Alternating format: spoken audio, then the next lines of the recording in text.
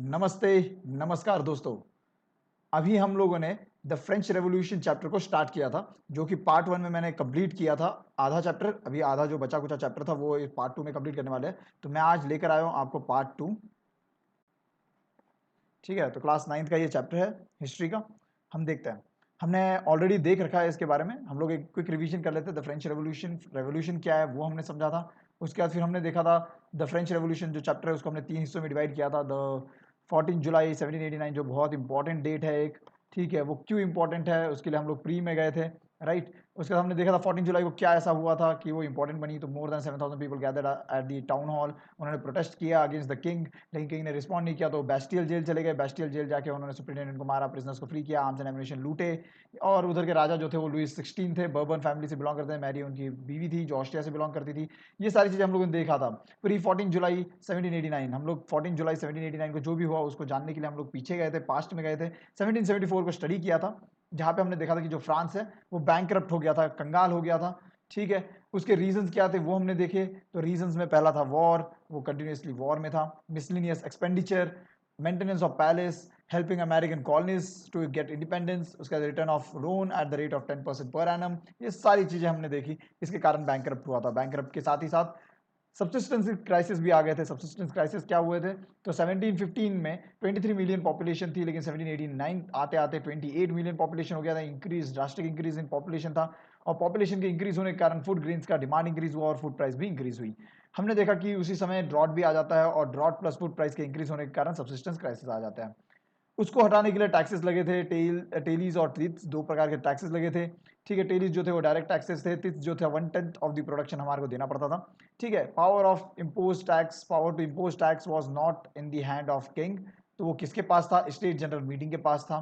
और state general meeting को समझने के लिए हमने सोसाइटी ऑफ फ्रांस समझा कि वो 3 हिस्सों में डिवाइडेड था, first state, second state and third state. First state में चर्च लोग आते थे, Kings and minister second state में आते थे and common people in the third. Privileges सिर्फ फर्स्ट और सेकंड स्टेट्स को मिलते थे।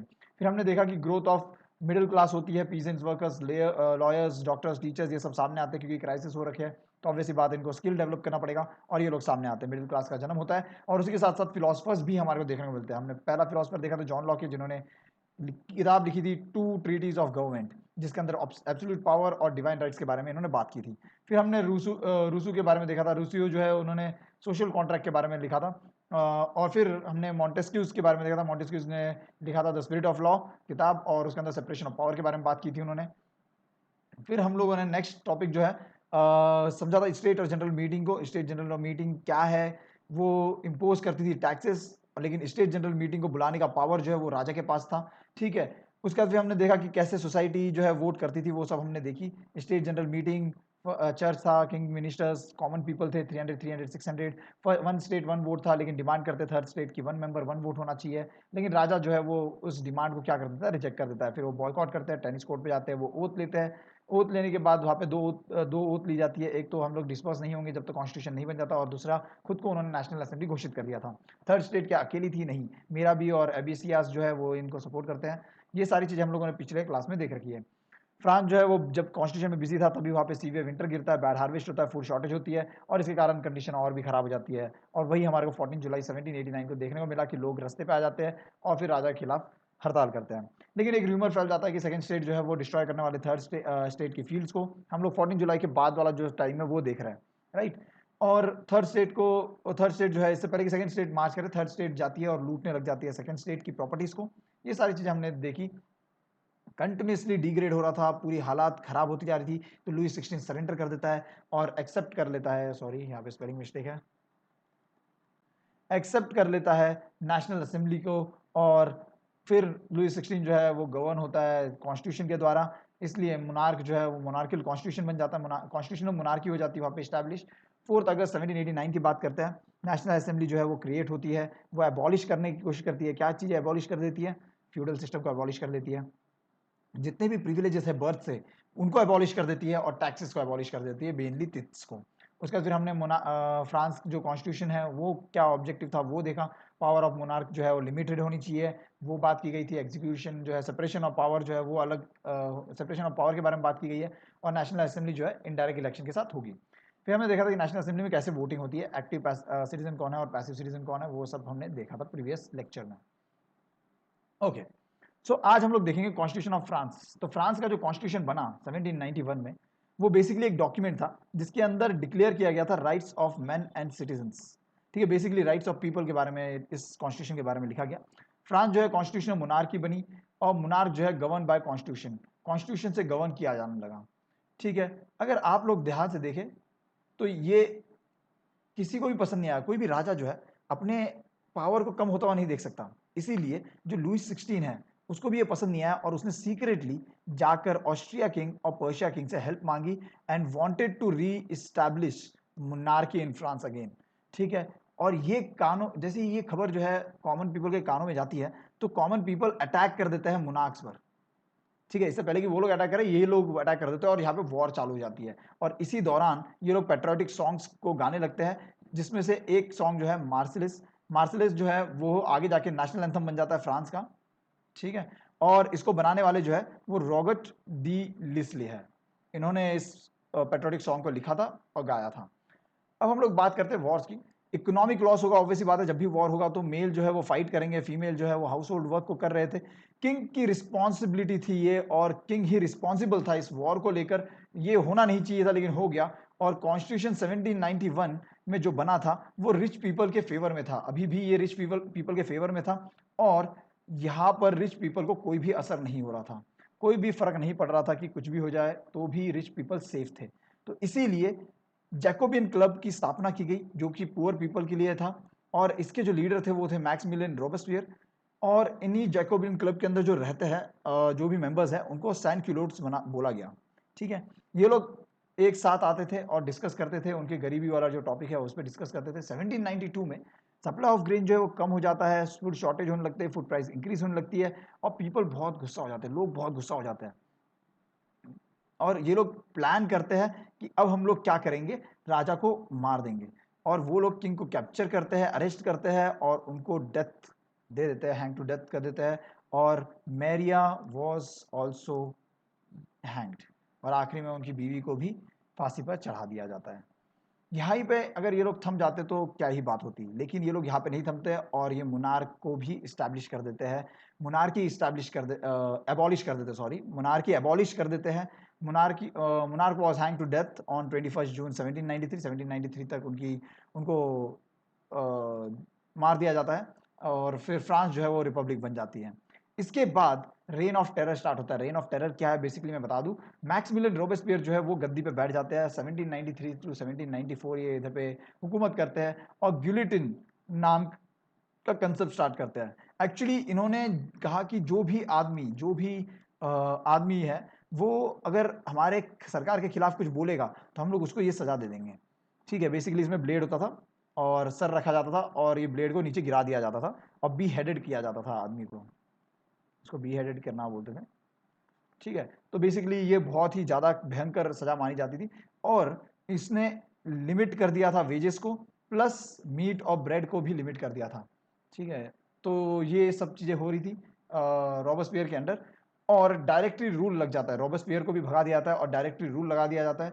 Directory rule basically middle class जो है वो सामने आते हैं, 2 लेजिस्लेटिव काउंसिल्स बनाते हैं और उसको चेक बैलेंस रखने के लिए एक डायरेक्टरी रखते हैं जो 5 मेंबर की होती है, जो कि इलेक्शंस कंडक्ट कराती है और चेक्स भी रखती है। क्रॉस चेक करने का काम किसका था, डायरेक्टर्स का था। ठीक है, लेकिन ये भी फ्लॉप शो हो जाता है और नेपोलियन बोनापार्टे जो है वो बैठ जाते हैं अब गद्दी पे। नेपोलियन बोनापार्टे जो है जब क्राउन पे आते हैं 1804 में, ठीक है, वो बहुत सारे यूरोपियन कंट्रीज को कॉन्क्वर करते हैं और मॉडर्नाइज करते हैं यूरोप को।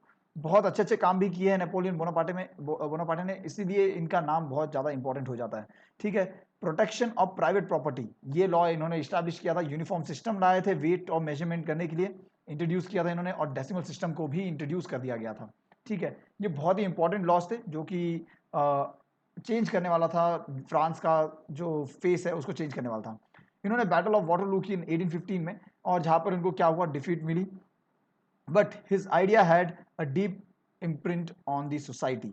इनके जो आइडियाज थे लिबर्टी डेमोक्रेटिक राइट्स के, वो बहुत ही ज़्यादा छाप छोड़ जाते हैं सोसाइटी पर। लीगेसी ऑफ फ्रेंच रेवोल्यूशन वो वापस गेन करना चाहते थे और इसी से इनके आइडियाज़ को इनके आइडियाज से कौन इंस्पायर हुआ था, टीपू सुल्तान और राजा राम मोहन रॉय, जो कि रिस्पॉन्स करते हैं आइडिया ऑफ रेवोल्यूशनरी फ्रांस का। ये जो फ्रांस में जो रेवोल्यूशन हुआ है उसकी जो आइडिया है उसकी बहुत ही ज़्यादा तारीफ होती है, और ये तारीफ करने वाले कौन थे? टीपू सुल्तान और राजा राम मोहन रॉय। आगे हम लोग देखते हैं कि क्या वुमेन हैव अ रेवोल्यूशन, क्या वुमेन ने भी रेवोल्यूशन में पार्ट लिया था?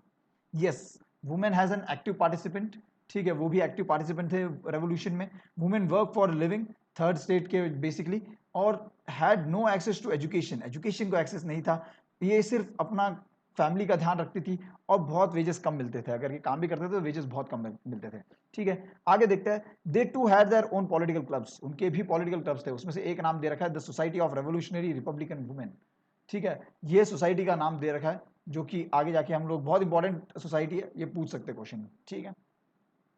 Next, changes brought by revolutionary government, ऐसे क्या चेंजेस लाए थे? तो creation of state school, compulsory schooling कर दी गई थी।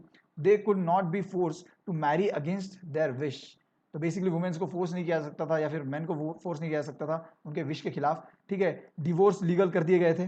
दे were allowed to train for job, became artist और रन स्मॉल बिजनेसेस, तो ये सारी चीजें जो है गवर्नमेंट के, रेवोल्यूशनरी गवर्नमेंट के आने से हुई। एबॉलिशन ऑफ स्लेवरी हुई, स्लेवरी जो होती थी उसको एबॉलिश कर दिया गया, ठीक है, और एबॉलिश कर कर हम लोग देखेंगे कैसे, मतलब वो जो ट्रायंगल है, एबॉलिशन वाला ट्रायंगल जो है वो कैसे था। एबॉलिशन ऑफ स्लेवरी जो है बेसिकली जैकोबियन रिजाइम जो है, या जैकोबियन क्लब बोल लो, उनके हेल्प के थ्रू ही ये एबॉलिशन हुई थी।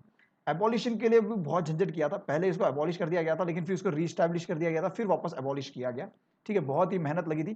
ट्रायंगुलर स्लेव ट्रेड चलता था, उसको बंद किया गया। Triangular slave trade basically Africa से लोगों को उठाया जाता था, फ्रांस भेजा जाता था, और फ्रांस से फिर उसको इनको ट्रांसपोर्ट किया जाता था अमेरिका में, ठीक है। और फाइनली एबॉलिश किया गया स्लेवरी को इन 1848, ठीक है, तो स्लेवरी जो है पूरी तरह से बैन कर दी गई, एबॉलिश कर दी गई इन 1848।